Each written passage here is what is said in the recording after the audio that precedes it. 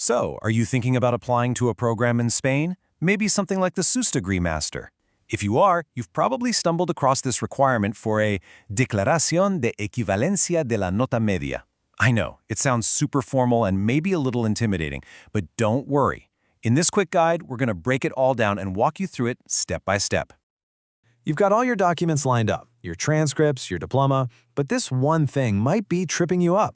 So what is it exactly? Why do you even need it? And most importantly, how do you get it? Let's dive right in and get this sorted. Okay, first things first. Let's talk about what this document actually is and why it's such a big deal for your application. At its heart, this whole declaración thing is just an official conversion. Think of it like exchanging currency, but for your grades. It takes the grading system from your university, wherever you are in the world, and translates it into the standard Spanish scale, which runs from a 5, that's the minimum to pass, all the way up to a perfect 10. So why bother? Well, for super competitive programs like Erasmus Mundus, you have applicants coming from everywhere with all sorts of different grading systems, percentages, letter grades, you name it. This document puts everyone on the same page. It creates a level playing field so the selection committee can compare everybody's academic performance fairly. It's really all about fairness. And this isn't something you can just calculate yourself on a napkin, you know?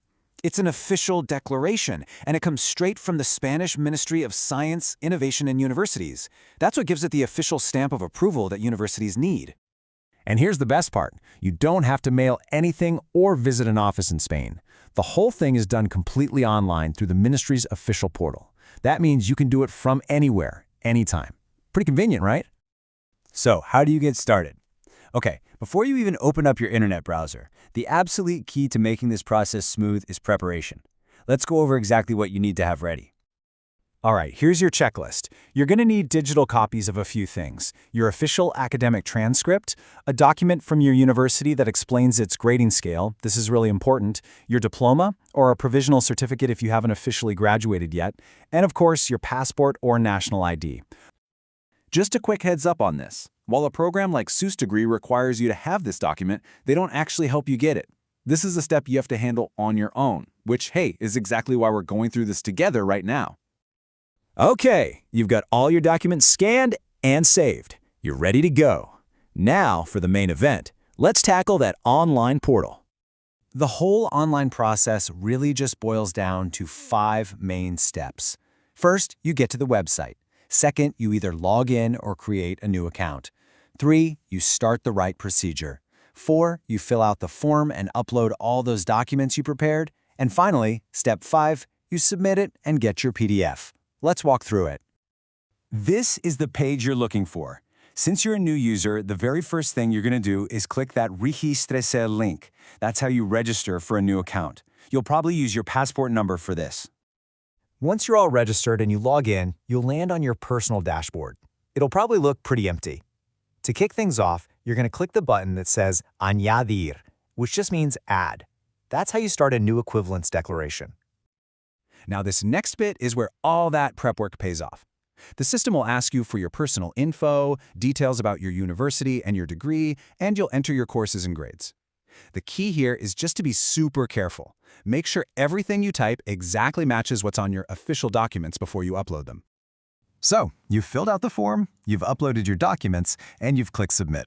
What happens now? Let's look at the grand finale. And there it is.